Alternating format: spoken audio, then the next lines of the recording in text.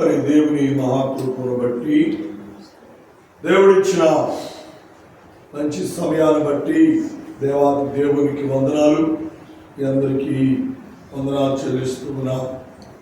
ఇలా మరి గతించిన కొన్ని దినాల నుండి శ్రేష్టమైన మాటలను మనం జ్ఞాపకం చేసుకుంటూ వస్తున్నాం. మనము దేవుని మందిరమై ఉన్నాం. దేవుని మందిరమా, ఈ మందిరమును ఎవరు పాడు చేయకూడదు. నా శరీరం నా ఇష్టం అంటే దేవుడు చూస్తూ ఉండడు. ఏం చేస్తాడు మరి? ఏమండి, దేవుని మందిరమును బడి నీవు కాపాడుకుంటూ ఉండాలి అంటే ప్రార్థనలో బలపడాలి, ఉపవాసం చేత బలపడాలి, పరిశుద్ధాత్మ చేత నింపబడాలి, పరిశుద్ధాత్మ మహిమను పొందాలి, పరిశుద్ధాత్మ తేజస్తో కప్పబడాలి. అలాగా నువ్వు ప్రార్థించుకుంటూ మందిరమనబడే నీవు దేవునికి అర్పణ చేయబడాలి. అంతేగాని నేనులే అని ఇష్టానుసారంగా ప్రవర్తిస్తే దేవుడు చూస్తూ ఉండడు. దైవ గ్రంథంలో దేవుని మీద తిరుగుబాటు చేసిన వారు చాలా మంది ఉన్నారు. దేవుని నిర్లక్ష్యం చేసిన వారు చాలా మంది ఉన్నారు. మరి ఏమయ్యారట? శాపగ్రస్తులైపోయా, శపించబడిన వారైపోయా.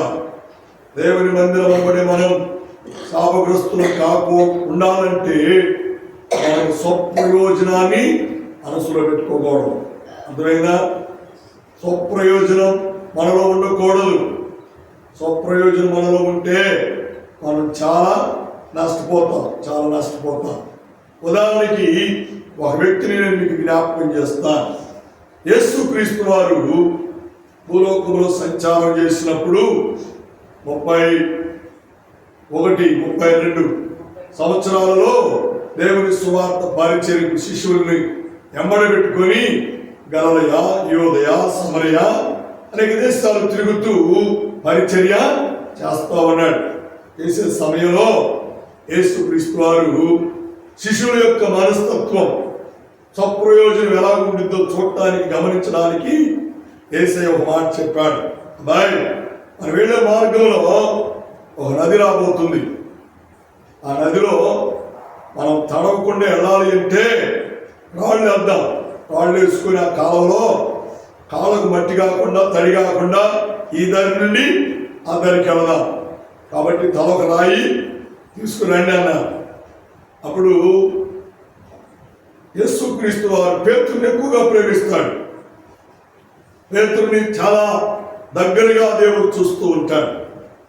ఆ పేతురు పెద్దవాడు కదా, యేసయ్యకి ఇష్టమైన వాడు కదా అని యేసుక్రీస్తు వారు పేతురుగా బాధ్యత అప్పచెప్తే అందరిని పిలిచి అందరికీ పెద్ద రాళ్ళు తల మీద ఎత్తాడు. 2 మనుషులు బట్టే రాయి అతని ఎత్తి మీద పెట్టాడు. అందరికి ఎత్తారు, కానీ పేతురికి ఎత్తేవాళ్ళు ఎవరు లేరు. అందుకని పేతురు ఏం చేశాడు తెలుసా? ఒక చిన్న రాయి తీసుకున్నాడు, ఒక చేతిని పట్టుకొని అట్లా ఎత్తి మీద పెట్టుకున్నాడు. ఎత్తుకోకపోతే మళ్ళా యేసయ్య కోపడతాడేమని. ఇలా స్వప్రయోజనం అనేది పనిచేసే కాడ తెలిసిందండి. అర్థమైందా?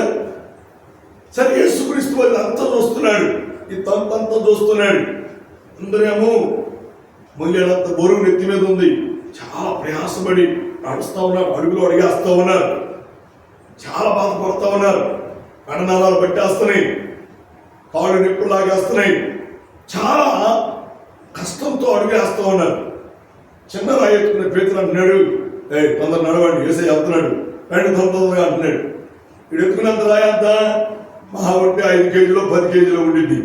అందుకంటే పెద్ద బరువే ఉండదు. ఇతను గమగమైన పోతున్నాడు. ముందుకెళ్ళి తొందరగా నేను పిలుస్తూ ఉన్నాడు. బరువు మోసేవాడికి తెలిసింది ఆ బాధ ఏందో, బరువు లేనివాడికి ఏం తెలిసింది కదా. ఇదంతా చూసిన యేసుక్రీస్తు వారు, అంటే యేసుక్రీస్తు వారు ఆ నది దాటడానికి, ఆ కాలువ దాటడానికి ఈ రాళ్ళు వేద్దామని చెప్పిన మాట అవాస్తవం. అంటే ఏంటి? ఓ పని అప్పచెబితే దేవుని పట్ల భారము బాధ్యత కలిగినటువంటి వ్యక్తి ఎలాగుంటాడో అని తెలుసుకోవడానికి, వారి స్వప్రయోజనాన్ని గ్రహించడానికి యేసుక్రీస్తు వారి పరీక్ష పెట్టాడు. ఈ పరీక్ష వాళ్ళ ముందు ఉంచాడు. పిల్లరా, అది దగ్గరకు వస్తూ ఉంది. వీళ్ళు ఆకలి కలిగి ఉన్నారు. పెద్దలా ఎత్తుకున్నవాడు ఆకలితో చచ్చిపోయాడు, అమలేకపోతున్నాడు, నీరసం వచ్చేస్తుంది. దీనంతరూ చూసిన యేసుక్రీస్తు వారు ఒక మాట చెప్పాడు. అబ్బాయి వినండి బాగా, మీ రాళ్ళు నెత్తి మీద ఉన్నాయి కదా, ఈ నెత్తి మీద ఉన్న రాయి ఇప్పుడు మీకు ఆహారంగా మారిపోతుంది, ఆహారంగా మారిపోతుంది, రొట్టిగా మారిపోతుంది. మీరు ఎంత తినాలనుకుంటారో అంత తినని అన్నాడు. ఇలా పెద్ద రాయి ఉన్నవాడు, వాడికి ఎంత రొట్టె అయింది?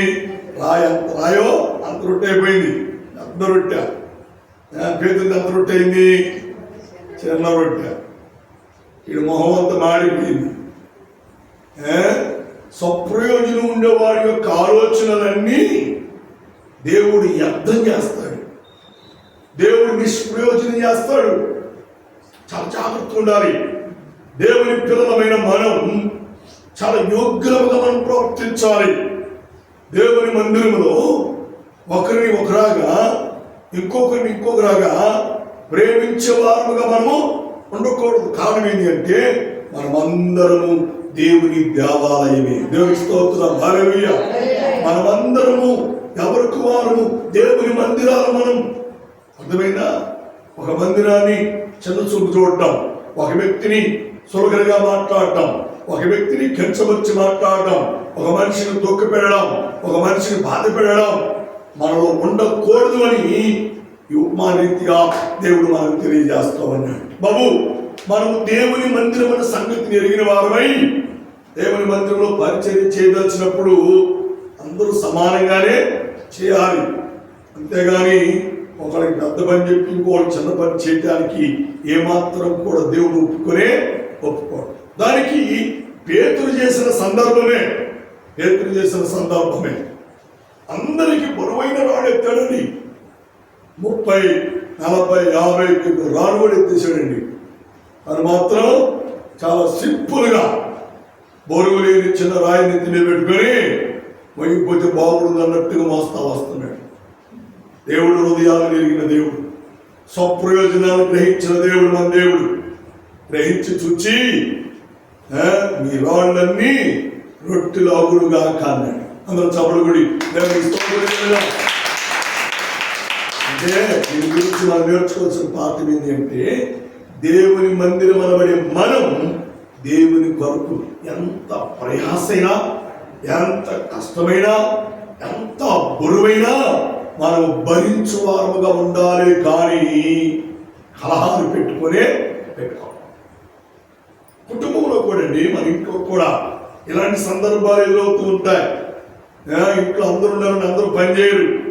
ఎవరో ఇద్దరు ముగ్గురు పని చేస్తారు. కథమ వాళ్ళందరూ పని చేయరు. వాడు పని చేయకపోతే వాళ్ళకి పని తగ్గ జీతాన్ని దేవుడు ఇస్తాడని మనకి అడగాలి. అంతేగాని వంతు పెట్టుకోకూడదు, వాడి మీద గొడవ పెట్టుకోకూడదు, వాడి మీద తిరుగుబాటు చేయకూడదు. నువ్వు చేయకపోతే ఎందుకు చేయాలంట అని మాట్లాడకూడదు. ఆడమేంది అంటే దేవుని మందిరం అనబడి మనం బాధ్యత కలిగి జీవించాలి, భారము కలిగి మనము జీవించాలి. ప్రయాసతో మనము ప్రార్థన జీవితాన్ని కలిగి పనంతటిని మనం ముందుకు కొనసాగించేవారుగా మనం ఉండాలి. అలా ఉంటేనే దేవుడు మనల్ని జ్ఞాపకం చేసుకుంటాడు. మందిరం అనబడే మనలను ఆశీర్వాదకరముగా దేవుడు మార్చి వేస్తాడు. ఆమేన్. హల్లెలూయా, హల్లెలూయా, హల్లెలూయా. కాబట్టి యేసు క్రీస్తు వారు పేతురు యొక్క మనస్సును ఎరిగిన వారై ఈ మాట చెప్పగానే చాలా దుఃఖపడ్డాడు. అందరికి సమృద్ధైన ఆహారం దొరికిందండి, పేతురు మాత్రం సమృద్ధైన ఆహారం దొరకలా. అందరిని అడుగుతున్నారే, కొద్దిగా పెట్టండి రా బాబు, కొద్దిగా సాయం చేయండి రా, ఆకలి తీరలేదయ్యా, కొంచెం ఏమని అంటున్నారు. ఏమండి, ఎవరు ఇవ్వడానికి ఇష్టపడదు. అంటే తినే కాళ్ళకి వచ్చేదాకే పెద్దోడు, మనం పనిచేసే వాళ్ళకి వచ్చేదాకే చిన్నోడు. దినాల్లో సంఘాలలో అలాంటి విశ్వాసులు, అలాంటి పిల్లలు ఎక్కువైపోతున్నారండి. అలా ఉండకూడదు. అలాగా మనం ప్రవర్తించకూడదు. అలాగా మన జీవితాలు కొనసాగించకూడదు. భారము కలిగి దేవుని పరిచర్య మనం చేయాలి. బాధ్యత కలిగి దేవుని పరిచర్యలో మనం ముందుకు కొనసాగినప్పుడే నిజమైన దేవుని మందిరములుగా మనం ఉంటాము. దేవుడు మనలను ఆదరించి, దేవుడు మనలను ఆశీర్వదించి, దేవుడు మనలను బలపరుస్తూ వాడుగా ఉంటాడు అని దేవుని వాక్యము ద్వారా దేవుడు మనకు జ్ఞాపకం చేస్తాడు. అందుకంటే చూడండి, దయచేసి దైవ గ్రంథముల నుండి శ్రేష్టమైన మాటను మీ తలంపుకు తెస్తాను. రోమీయులకు రాసిన పత్రిక 15వ అధ్యాయం 2వ వచనం చదవండి. రోమీయులకు రాసిన పత్రిక 15వ అధ్యాయం 2వ వచనంలో చాలా శ్రేష్టమైన మాటను దేవుడు మనకు జ్ఞాపకం చేస్తూ మాట్లాడుతున్నాడు. 15వ వచనం చదువుతలి. తన పొరుగు వారికి క్షేమాభివృద్ధి కలుగునట్లు మనలో ప్రతి వాడును మేలైన దానియందు అతనిని మనము ఏం చేయాలంట? సంతోషపరచాలి, ఆనందపరచాలి. అంతేగాని ఎవరిని కూడా మనము దుఃఖ పెట్టే మందిరాలుగా ఉండనే ఉండకూడదు. ఈ మందిరం మనం అనేకులను సంతోష పెట్టేవారుగా ఉండాలి, అనేకులను ఆనందింపజేసేవారుగా ఉండాలి. అంటే వారి యొక్క భారము, వారి యొక్క ప్రయాస కొరకు మనం అనుదినము ప్రార్థించువారుగా మనం ఉండాలి. పేతురు ఏం చేశాడు? వాడు సంతోషించాడు కానీ ఇతరులు మాత్రం బాధ పెట్టాడండి, బాధ పెట్టాడు. అలా ఉండకూడదు. మనం దేవుని సేవకుడిగా నేను కానివ్వండి, దేవుని పిల్లలుగా విశ్వాసులుగా మీరు కానివ్వండి, ఎవరిని మనము దుఃఖ పెట్టనే పెట్టకూడదు. అన్ని సమయాలలో, అన్ని దినాలలో దేవుని యొక్క రాకడ వరకు మనము ప్రార్థన పూర్వకముగా మన జీవితాన్ని కొనసాగిస్తూ మనం సంతోష పెట్టేవారుగానే మనం ఉండాలి. అందుకనే దేవుడు హృదయంలో ఎరిగిన దేవుడు మన దేవుడు, తలంపులు ఎరిగిన దేవుడు. పేతురు హృదయాన్ని ఎరిగిన వాడై దేవుడు తన అద్భుత కార్యాన్ని అక్కడ జరిగించాడు. కాబట్టి నీ హృదయానికి కూడా దేవుడు, నీ మందిరానికి కూడా దేవుడు ఎరిగి ఎన్నో అద్భుత కార్యాలు నీ జీవితంలో దేవుడు చేస్తాడు అని దేవుడి వాక్యము ద్వారా దేవుడు మనకు జ్ఞాపకం చేస్తాడు. ఎప్పుడు చేస్తాడు అంటే సప్రయోజనాన్ని మన మనసులో పెట్టుకోవాలి. పైకి ఒకటి ఏమండి, లోపల ఒకటి ఉండకూడదండి. మరి మాకు అవునంటే అవును, కాదంటే కాదు. అంతేగాని మనము ఆత్మ సంబంధమైన మందిరాలుగా ఉన్నాము కనుక వేషధారణతో ఉండకూడదు. వేషధారణైనటువంటి మాటలు మాట్లాడే వారంగా ఉండకూడదు. దేవుని అందరి విశ్వాసము కలిగి మన జీవితాన్ని మనము కొనసాగించే వారుగా మనం ఉండాలి. అలా ఉంటే ఆయన మనకు తోడుగా ఉంటాడు. అలా ఉంటే ఆయన మనకు ఆశ్రయ దుర్గముగా ఉంటాడు. అలా ఉంటే ఆయన మన జీవితాలకు చాలిన దేవుడిగా ఉండి సహాయం చేస్తాడు. చూడు, బైబిల్ ఇంకో మాట మీ తలంపుకు తెస్తాను. పరిశుద్ధ గ్రంథముల నుండి చాలా అద్భుతమైన మాట కదా. మూలవాక్యానికి రండి. 13:5 వచనం. ప్రేమ అమర్యాదగా నడుచుకున్నదు, స్వప్రయోజనాన్ని విచారించుకోవద్దు. చూచారండి, స్వప్రయోజనం మనలో ఉండకూడదు, స్వలాభం మనలో ఉండకూడదు. చాలా జాగ్రత్త కలిగి మనం బ్రతకాలి. బిలాము దేవుని పిల్లలకు యాజకుడుగా ఉన్నాడు. యాజకుడు ఇశ్రాయేలు పక్షమున యాజకత్వం చేసి వారి పాప సంబంధమైన కార్యములు బట్టి దేవుని యొక్క పరిశుద్ధ స్థలములో వారి పేరిట నైవేద్యం అర్పించవలసిన బిలాం, దేవునికి యథార్థంగా బ్రతకవలసిన బిలాం ఏమండి, అమోరీయులు డబ్బు ఆశ పెడితే ఇజ్రాయేలును శపించడానికి బయలుదేరి వెళుతూ ఉన్నాడు. అంటే ఏంటి? స్వప్రయోజనం. స్వప్రయోజనం, స్వలాభం. దేవుని పిల్లలు చాలా జాగ్రత్తగా ఉండాలి. దేవుని మందిరం అనబడే మనము చాలా యోగ్యమైన వారముగా మనం ఉండాలి. బిలాము స్వప్రయోజనము విచారించకుండా బయలుదేరి వెళ్ళిపోతున్నాడు.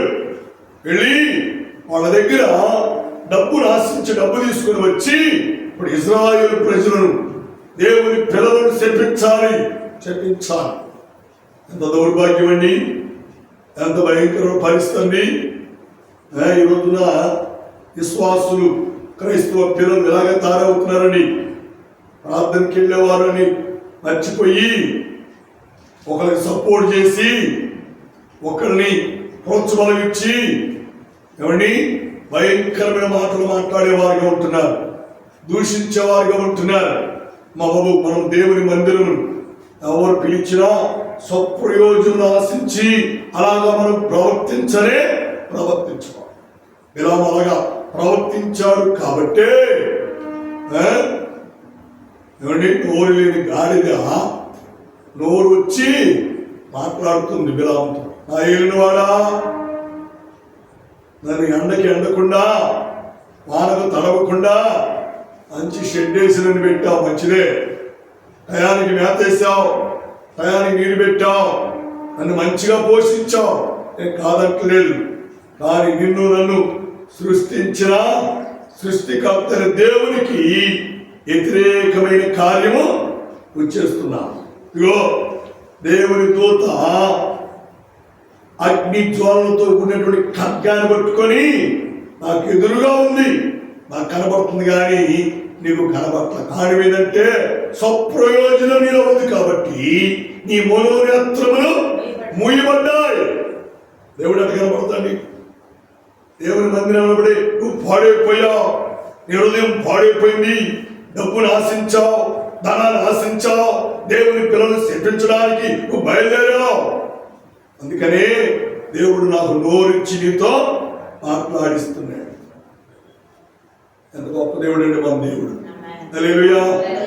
దేవుని మందిరం అనబడే మనము ఎక్కడైనా ఎప్పుడైనా మనం తప్పిదము చేస్తున్నప్పుడు, పాపములకు పాప సంబంధమైన కార్యములకు మనము లోబడినప్పుడు దేవుడు మనతో మాట్లాడతాడు, దేవుడు మనల్ని హెచ్చరిక చేస్తాడు, దేవుడు మనల్ని తడతాడు, దేవుడు మనల్ని మేలుకొలుపుతాడు. నువ్వు తట్టినప్పుడు, మేలుకొలిపినప్పుడు, నీతో మాట్లాడినప్పుడు నీ జీవితాన్ని సరి చేసుకుంటే నీ మందిరము క్షేమకరముగా ఉంటా, నీవు క్షేమకరముగా ఉంటా. ఎన్ని మారులు గద్దించినను, ఎన్ని మారులు పిలిచినను, ఎన్ని మారులు హెచ్చరించినను ఎననల్లని ప్రజలకు శ్రమ. ఇప్పుడు బిలాముకి ఏమొచ్చిందంట? శ్రమ వచ్చిందండి. దైవ గ్రంథంలో మనం చూస్తే బిలామును గాడిద ఏం చేసి తెలుసా? ఇరుకైన త్రోవలో తీసుకువెళ్ళి 2 గోడల మధ్య ఒత్తివేసిందండి. ఒత్తివేసింది, కాళ్ళు ఒత్తుకుపోయింది, చర్మం లేచిపోయింది, ఎముకలు కూడా ఇరిగిపోయింది. భయంకరమైన పరిస్థితి అండి. ఎంత భయంకరమైనటువంటి పరిస్థితిలో బిలాము పడిపోయాడో చూడండి. కారణం ఏంటంటే తన మందిరమును తానే పాడు చేసుకున్నాడు. దేని కొరకండి? అమోరీయులు డబ్బును చూయించారు, ఆశ పెట్టారు, డబ్బుకు కక్కుర్తిపడి ధనానికి అమ్ముడు పోయి దేవుని పిల్లలను చెప్పించడానికి తను తీర్మానం చేసుకున్నాడు. మా బాబు, నువ్వు అలాగా ఉండకూడదు అని ఈ ఉపవాస దినాలలో దేవునితో మాట్లాడుతున్నాడు. అమ్మా, ఆదివారం ప్రార్థన టైంలో నీకు ఏదైనా ఆశ్రయించి ప్రార్థన భక్తి జీవితాన్ని పాడు చేయడానికి, దేవుని సహవాసానికి దూరం చేయడానికి సాతాను ఎన్ని ప్లాన్ చేసినా, ఎన్ని కుయుక్తులు చేసినా మనం ఏమాత్రమో లోబడకూడదు. దేవుని కొరకు తీర్మానం చేసుకొని మనం ఉండాలి. ఆమేన్. హల్లెలూయా, హల్లెలూయా. అప్పుడే దేవుని మందిరమును మనము పవిత్రముగా ఉంటాం, పరిశుద్ధంగా ఉంటాం. దేవుని ఆత్మ మనలో ఉంటుంది అని దేవుని వాక్యము ద్వారా దేవుడు మనకు జ్ఞాపకం చేస్తున్నాడు. దేవుని స్తోత్రం. హల్లెలూయా. మనలో స్వప్రయోజనం ఉండకూడదు. బిలాములో స్వప్రయోజనం ఉంది, పేతురులో స్వప్రయోజనం ఉంది. మనం ఎలాగున్నాం, మనం ఎలాగ జీవిస్తున్నాం ఒకసారి ఆలోచన చేయమని దేవుడు మనతో మాట్లాడుతున్నాడు. దేవుడు మనల్ని హెచ్చరిక చేస్తూ ఉన్నాడు. సహోదరి సహోదరుడా, చేతులు జోడించి మనం చేస్తున్నాను. స్వప్రయోజనం నీలో ఉంటే దేవుని మందిరం అనబడే నీవు పాడైపోతావు, శాపగ్రస్తుడిగా మారిపోతా, వ్యర్థమైన వాడిగా మారిపోతా, నిష్ప్రయోజనమైన వాడిగా మారిపోతా, దేవుని ఆత్మను కోల్పోతా, ప్రార్థన జీవితాన్ని కోల్పోతా, భక్తి జీవితాన్ని కోల్పోతా, విశ్వాస జీవితాన్ని కోల్పోతా, దేవునితో ఉన్న ఆత్మ సంబంధమైన సహవాసాన్ని కోల్పోతా, దేవుని సంఘంలో ఉన్నటువంటి పరిచయ విధానాన్ని నువ్వు కోల్పోతా. అలా ఉండకూడదు అని ఈ రాత్రి పరిశుద్ధాత్మ దేవునితో మాట్లాడుతున్నాడు. మనల్ని మనం సాయం చేసుకోవాలి. స్వప్రయోజనములు విచారించక దేవుని యందే మనం గురి కలిగి జీవించాలి. దేవుని యందే యథార్థమైనటువంటి ఆత్మ సంబంధమైనటువంటి జీవితాన్ని మనం కలిగి జీవించువారుగా మనం ఉండాలి. అలా ఉంటే మన భక్తిని బట్టి, మన ప్రార్థన జీవితాన్ని బట్టి, మన ఆత్మ సంబంధమైన మందిరంలో ఉండవలసిన లక్షణాలు ఉన్నట్లయితే దానిని బట్టి దేవుడు అంటాడు, బడా నమ్మకమైన మంచి దాసుడా, బడా నమ్మకమైన మంచి దాసురాలా అని దేవుడు నిన్ను ఆశీర్వదిస్తాడు. దేవుడు నిన్ను బలపరుస్తాడు. దేవుడు నీకు తోడుగా ఉంటాడు. దేవుడు నిన్ను ఉన్నతమైన దీవెన చేత నింపుతాడు అని దేవుని వాక్యము దేవుడు మనకు జ్ఞాపకం చేస్తున్నాడు. దేవునికి స్తోత్రం. హల్లెలూయా, హల్లెలూయా. కాబట్టి మనల్ని మనము దేవునికి అర్పించుకొని, మనల్ని మనము దేవునికి సమర్పణ చేసుకొని, దేవుని చిత్తానుసరమైన జీవితంలో, దేవునికి ఇష్టమైన జీవితంలో మనము జీవించి నిత్య రాజ్యానికి, పరలోక రాజ్యానికి వారసులుగా, దేవునికి ఇష్టమైన పిల్లలుగా మనం ఉండాలని దేవుని వాక్యము ద్వారా దేవుడు మనకు జ్ఞాపకం చేస్తున్నాడు. మరొకసారి రోమిలి రాసిన పత్రిక 15వ అధ్యాయం 2వ వచనం జ్ఞాపకం చేసి ముగిస్తాను. పిల్లరా, మనం ఇతరులను సంతోష పెట్టువారముగా మనం ఉండాలి. ఇతరులను దుఃఖపెట్టకూడదు. దేవుని మందిరమని మనం ఇతరులను ప్రేమించేవారుగా ఉండాలి. ఇతరులను సంతోషపెట్టేవారుగా ఉండాలి. ఇతరులను దేవుని సన్నిధిలో నిలబెట్టేవారుగా ఉండాలి.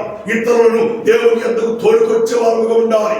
ఇతరులను పాపం నుండి, అపరాధం నుండి రక్షించేవారుగా మనం ఉండాలి. అప్పుడే దేవుడు సంతోషిస్తాడు. అప్పుడే మనము కూడా సంతోషించువారముగా ఉంటాము అని దేవుని వాక్యము ద్వారా దేవుడు మనకు జ్ఞాపకం చేస్తున్నాడు. దేవునికి స్తోత్రం. హల్లెలూయా. చదవండి దయచేసి రోమీయులకు రాసిన పత్రిక 15వ అధ్యాయం 2వ వచనం. తన పొరుగువారికి క్షేమాభివృద్ధి కలుగునట్లు. మరి ఎవరికంట?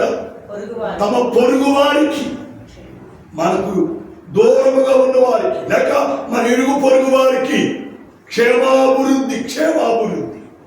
అప్పుడే మనలో స్వప్రయోజనం ఉండదు. అందుకేనండి, మన పొరుగు వారికి క్షేమాభివృద్ధి కలుగునట్లుగా మనం చేయాలి అంటే వారిని వాక్యము దగ్గరికి తీసుకురావాలి, ప్రార్థన దగ్గరికి తీసుకురావాలి, దేవుని సన్నిధిలోకి తీసుకురావాలి, దేవుని సహవాసంలోకి తీసుకురావాలి. సిలువను గుర్చిన సువార్తలో వారిని బలపరచువారుగా ఉండాలి. అప్పుడే వారు సంతోషంగా ఉంటారు. అప్పుడే వారి శాపములు, వారి పాపములు, వారి అతిక్రమములు, వారి దోషములు, వారి దుర్నీతి అంతా కొట్టివేయబడి, తీసివేయబడి, వారు దేవుని మందిరములుగా మలచబడి సంతోషంగా ఉంటారు. చప్పటి దేవుని స్తోత్రం చేయాలి. అలా సంతోషంగా ఉంచాలి అంటే మందిరం అనబడే నీవు ఇతరుల కొరకు పాటుపడాలి, ఇతరుల కొరకు ప్రయాసపడాలి. ఉపవాసం ఉంటున్న మనం ఇతరుల కొరకు కన్నీరు కార్చి ప్రార్థన చేయాలి. నీ ఇంట్లోనే నీ భర్త మారలేదేమో, నీ ఇంట్లోనే నీ భార్య మారలేదేమో, భార్య భర్తలు మారినా నీ పిల్లలు మారలేదేమో, నీ పిల్లలు రక్షణ పొందలేదేమో, ప్రభు నామములో వాళ్ళు మోకాలు వంచలేకపోతున్నారేమో, వారి కొరకు కన్నీరు కార్చి ప్రార్థించువారుగా ఉండాలి. ఇతరుల సంతోషం కొరకండి. దేవునికి స్తోత్రం. హల్లెలూయా. అలాగా మనం చేయగలిగినట్లయితే, అలాగా మనం ఉండగలిగినట్లయితే అప్పుడే మనం నిజమైన దేవుని మందిరం. హల్లెలూయా, హల్లెలూయా. దేవుని మందిరంలో ఉన్న గొప్ప లక్షణం ఏంటంటే స్వప్రయోజనాన్ని మనసులో పెట్టుకోకుండా ఇతరుల సంతోషం, ఇతరుల సంతోషం. ఆమేన్. హల్లెలూయా. పేతురు ఇతరులను సంతోషపెట్టాల, తోటి బ్రదర్స్ సంతోషపెట్టాల, తోటి శిష్యులను సంతోషపెట్టాల, దుఃఖ పెట్టాడు. కానీ దేవుడు మాత్రం వారి కష్టాన్ని, వారి ప్రయాసాలు చూచి వారిని సంతోషపెట్టాడు. అది మాత్రమే కాదు, ఇజ్రాయెల్ శపించడానికి బయలుదేరిన బిలామును దేవుడు మొత్తాడు, ఇజ్రాయెల్ ప్రజలను సంతోషపెట్టాడు. ఈ రాత్రి ఎలాగున్నాం మనం? ఎలాగున్నాం? ప్రార్థనకు వస్తున్నాం కానీ ఇంటి వాళ్ళని దుఃఖ పెడుతున్నామా? స్వప్రయోజనాలు మనసులో పెట్టుకొని వాళ్ళని ఇసుకిస్తున్నామా? వాళ్ళని బాధ పెడుతున్నామా? ఇబ్బంది పెడుతున్నామా? అలాగా ఉంటే మనము దేవుని మందిరములు కానే కావు. దేవుని మందిరములు ఎవరిని ఇబ్బంది పెట్టనే పెట్టాం. దేవుని మందిరం అనబడి మనం అనేకులను సంతోషపరచు వారముగా ఉండి నిత్యరాజ్యానికి, పరలోక రాజ్యానికి వారసులు కావాలని ప్రభు పేరట, ప్రభు నామములో మనం చేస్తున్నాం. దేవుడి మాటను, దేవుడి వాక్యాన్ని మనందరి కొరకు దీవించి, ఆదరించి, ఆశీర్వదించును గాక. ఆమేన్, ఆమేన్, ఆమేన్. తలలు వంచండి, ప్రార్థన చేద్దాం. ఒక నిమిషం ప్రార్థన చేద్దాం.